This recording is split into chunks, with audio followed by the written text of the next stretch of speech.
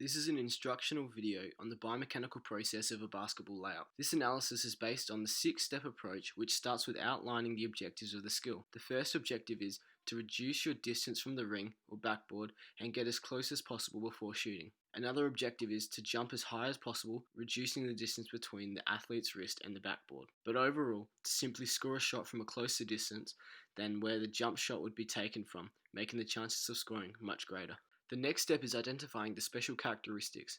The layup is labelled as a non-repetitive skill, as although the movement can be repeated, the skill has a definitive beginning and end, with the beginning being the sprint or dribble effort and the end being the shot taken. The basketball layup is also identified as a skill performed in an unpredictable environment, as it is an open skill where the basketballer is often in the presence of an opposition player who may try to block or get in the way of the skill, forcing the athlete to adjust to the condition. The next step of the approach requires studying top flight performances of the skill and then dividing them into phases, highlighting the key elements, and then understanding the mechanical reasoning for the movements.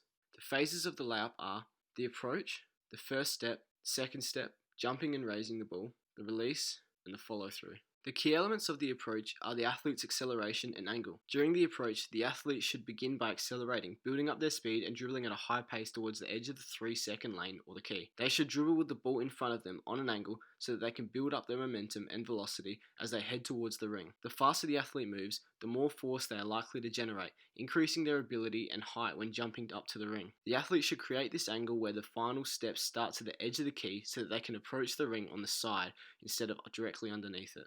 The key elements of the first step are the athlete's center of gravity and the step distance. Once the athlete has approached the 3-second lane, they should collect and protect the ball with both hands. The athlete should bring the ball towards the midline of the body, as this will increase their center of gravity and overall increase their posture, helping their balance as they move through the final steps of the layup. If the athlete is approaching the ring from the right side, then their first step once collecting the ball should be with their right foot placed on or around the edge of the key. This should give the athlete enough space to get one more large step and a jump in before getting too close to the ring. This first step should range between 130 and 90 centimeters, as it is important for the athlete to lunge themselves as close to the ring as they can get.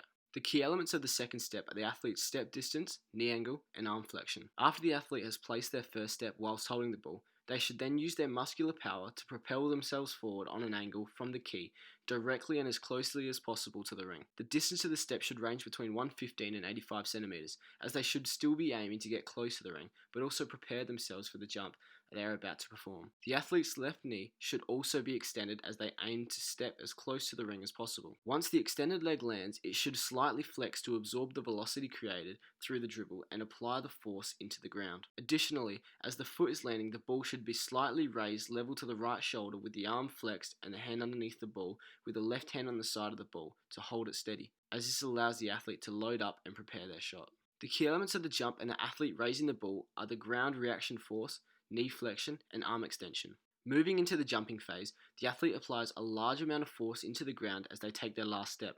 The ground then creates an equal and opposite reaction of force as it is transferred back to the athlete through a process called ground reaction force. This helps lift the athlete off the ground and allows the athlete to jump towards the ring as high as they can. As the closer to the backboard the athlete gets, the more it reduces the room for error when releasing the ball. As the athlete jumps up, they should drive the leg they took with their first step with up towards the ring to help increase the momentum moving upwards. By doing this, they should be flexing their knee at an approximate angle of 120 degrees.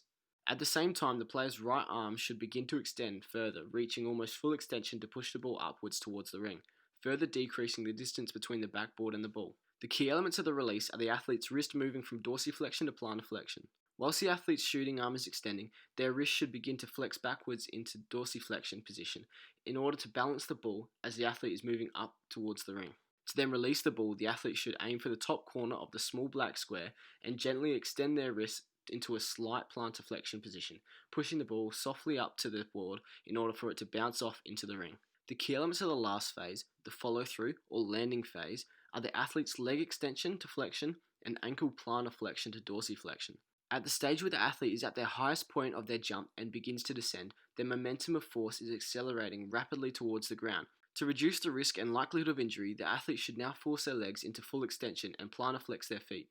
As the athlete's toes land on the ground, their feet should begin to dorsiflex, along with their knees and hips both flexing in order to absorb the force established through the downward momentum. This will reduce the pressure placed on the athlete's legs, minimizing the possibility of injury.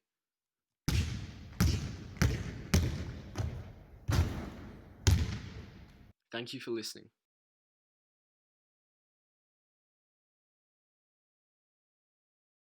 Applied Exercise Science Specialized Component.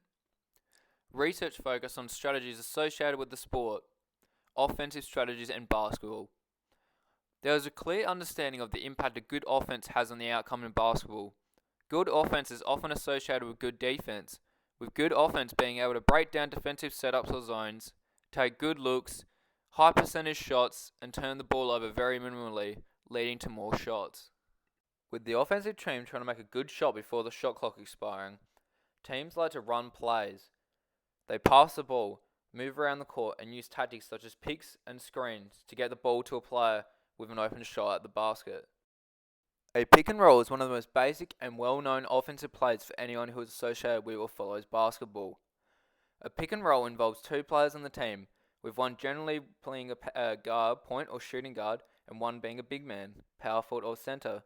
The point guard with the ball at the top of the key will call for a screen from the center. The center then comes to the top of the three-point line to give a screen on the opposition point guard. The point guard now has space to run away from the other guard, which in turn means that the opposing center has to come up to guard the three-point line or push back into the paint to stop the point guard from getting an easy layup. This, in turn, created a switch, meaning that the point guard has a better matchup to score on. An alternative version of this play is a pick and fade. A pick and fade is the exact same as a pick and roll, except if the point guard starts to drive to the basket after the switch and has both players on him, he can pass the center on the three-point line for an open shot. One of the most common basic offensive plays for man-to-man defense is a play known as basic motion.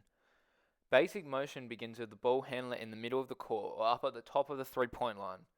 Each other player is spread out across the court, so one player is on each wing and one player is in each block. As shown in the diagram above, players 4 and 5 on the wing will set screens for the defenders, guarding 2 and 3. Then players 2 and 3 will run to the wing, switching positions with 4 and 5. Players 2 and 3 will then be ready to receive a pass from player 1. Player 1 can choose to pass to either player 3 or 2, but in this scenario he's going to pass to player 3. Then as soon as the pass has been made, player 5 will screen the defender for player 4, and player 1 will screen the defender for player 2. Both players will then try and get open wherever they can. Player 2 might try and run for a layup. Player 4 might try and run to the three-point line.